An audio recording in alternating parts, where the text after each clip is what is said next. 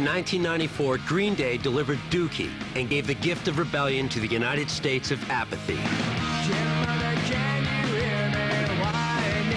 It's like kind of disconnecting yourself from society and just saying, you know, pretty much like, you, I'm not part of your organization or your society, I'm my own self. The album lodged yearning, jealousy, and an awkward self-image in snatches of timeless pop with a potty mouth. Welcome to paradise. You know, there are only a few things in this world, The Simpsons comes to mind, that can appeal both to the high art world and the low art world. And Green Day were one of those things. I'll sit around and watch the tube, but nothing's on. It blurred otherwise strict teenage orders. Geeks, jocks, and rejects united in sweaty mosh pits to slam away their growing pains.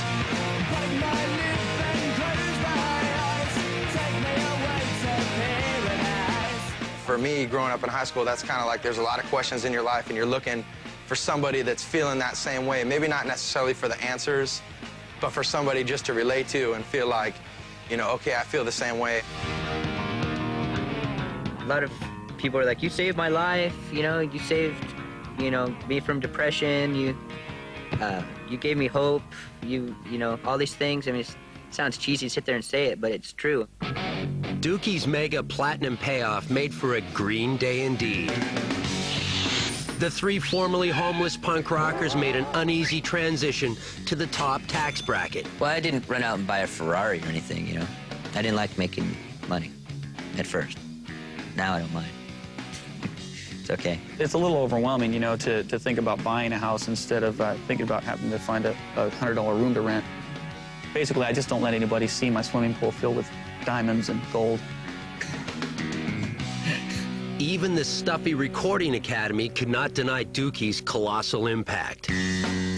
They stopped short of giving Grammy a mohawk, but in 1995, they did give Green Day their coveted statue for Best Alternative Performance. At the time, it didn't really hold a lot of importance to me. I didn't really care. It's hanging up in my mom's house. I gave it to her, and she shows it off to all of her friends, and, you know. I didn't really think of it as really a big deal. I think I wanted to make a bong out of it when I first got it. Green Day would not forget Lookout Records. The band structured their deal with Warner Brothers to assure that Berkeley Indie would retain ownership of the first two albums, both of which sold boatloads in Dookie's wake. You know, that was really a very considerate thing to do, and it really honored the spirit of the relationship that we'd had with them.